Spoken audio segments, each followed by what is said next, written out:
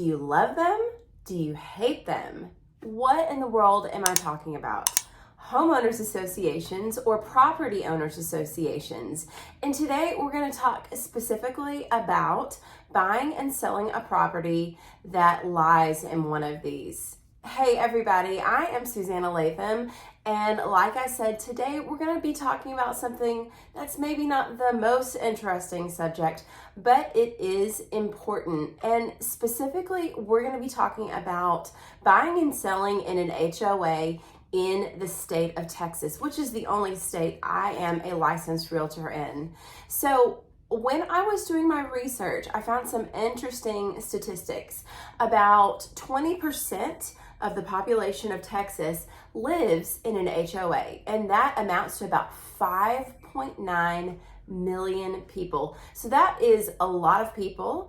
And, if you love them or if you hate them, the problem is a lot of nice homes, desirable homes happen to fall into them. So when I was doing that research, I found some more interesting statistics that you might like to hear about.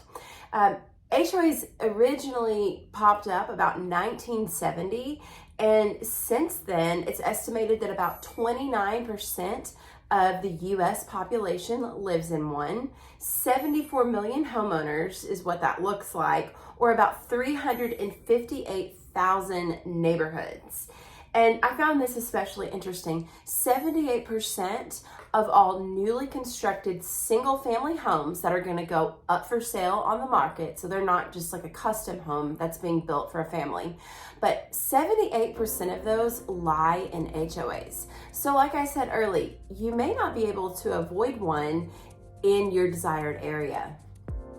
So now I want to talk specifically about the Texas experience and what kind of regulations do we have in place. So going forward, the best way for you to view an HOA or a POA is think of them like small private governments that manage neighborhoods. So luckily, so they don't go crazy, because people in power often go crazy, they are regulated by two things: the Texas Residential Property Owners Protection Act, which is the property code, and also the Texas State Legislature. So the property code is going to lay out the basic rules and regulations that they may follow or must follow, and then the state legislature will every so often pass laws that affect the property code, affect HOAs and POAs. A really important one, a good one, was actually passed. It was either in 2020 or 2021, but it went into effect in September of 2021, and it put a cap on the amount of money that someone has got to pay for the Texas resale certificate. So you're probably wondering what in the heck that is. We're gonna get to that in a minute. It's something that you need to know about when you buy and sell in an HOA. So beyond the property code and the state legislature, the other form of regulation is just going to be there within each neighborhood's individual CCNRs, their covenants, the deed restrictions, all of that. And all of that varies from neighborhood to neighborhood. So like one thing I know with my neighborhood specifically is that we are allowed to raise dues without a vote, but there is a cap on that. So I think it's 9 or 10%. We can raise them without getting a neighborhood-wide vote, and that was actually recently done just due to inflation. It hadn't been done in a long time. So that's something to definitely pay attention to when you move into a neighborhood, or you're about to move into a neighborhood. You want to know, how much can they increase my dues without my vote? Very important information. So you found the home that you love, and it happens to be in an HOA. Let's talk about what that looks like in the process. So because the bylaws of each neighborhood and the property code and the state legislature are all entangled together, of course there's going to be paperwork, and of course there's going to be money that changes hands That's just the way it is, right? Everybody's gonna have their something. So when your buyer's agent goes to fill out the contract, there is going to be an addendum. It's called the addendum for property subject to mandatory membership in a property owners association. So I had to actually read that because I just call it the HOA addendum in real life. But the buyer's agent is going to be the one responsible for filling it out. And there are 2 points of negotiation here. It's in paragraph A and then also in paragraph C. So let's talk about paragraph A. This is what we call in everyday life the resale certificate. In the document itself, it's labeled subdivision information. So it's basically the documents that are going to be prepared by the HOA that pertain to the neighborhood, its disclosures, bylaws, and the resale certificate. So that resale certificate is the thing that costs money. Now, in the clip before, I talked about how the state legislature had actually done something really good. I was really happy. They put a cap on how much the resale certificate can actually cost. So I had heard horror stories before of it getting out of hand, $500, $800. Thank goodness I have never had that happen to me. But the state legislature said no more of it's stupid. And they put a cap of $375 on this. So this is an upfront cost that is going to be paid prior to closing. And it is not written, specifically that the seller has to be the one to do this, but it's kind of customary in the state of Texas that the seller is the one that provides the resale certificate. So once that is filled out, paragraph A, then we're going to move on to the next point of negotiation. Okay, let's talk about the last way that they're going to get some more money from you.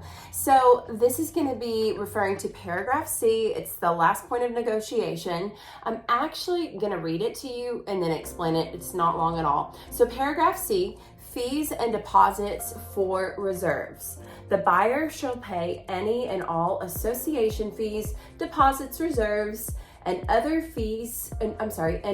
charges associated with the transfer of the property not to exceed blank.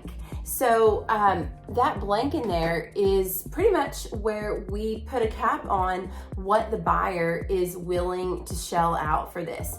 And because the language of this, it says the buyer shall pay any and all, blah, blah, blah. That's why I stated earlier that it's customary for the seller to pay for the resale certificate.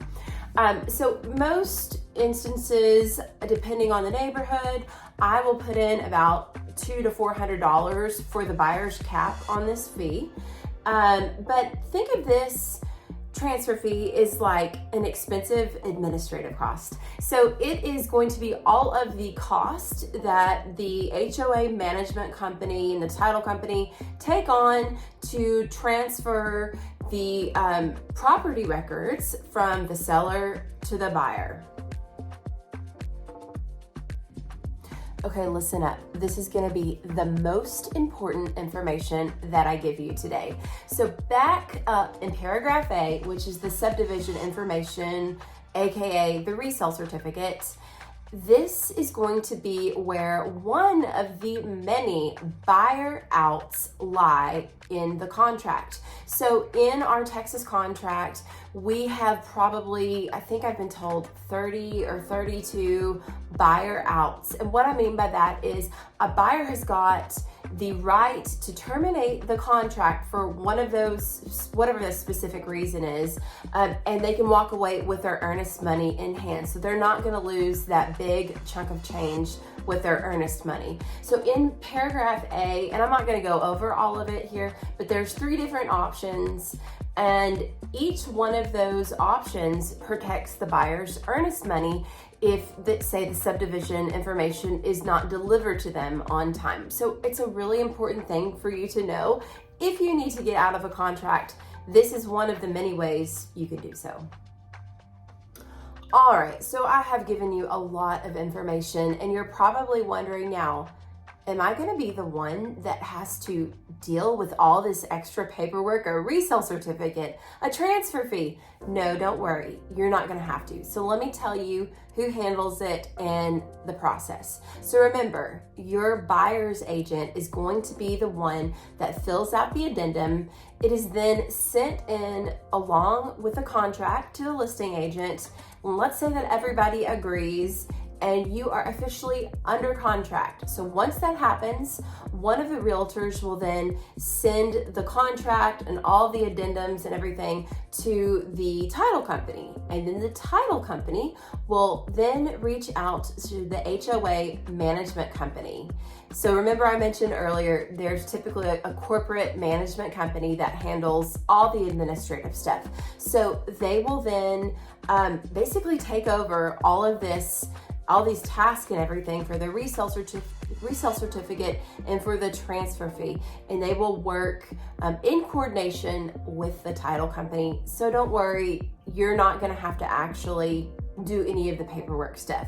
They will expect payment from you, so you'll have to give them your credit card, but they will take over all of it. So I am gonna conclude now. I know that this has not been the most interesting video I have ever done, but I want you to avoid any little hidden surprise costs or fees that pop up. And a lot of times people that live in HOAs and decide to sell their homes don't even remember having to do this whenever they bought the home. So this is a good video for buyers and sellers.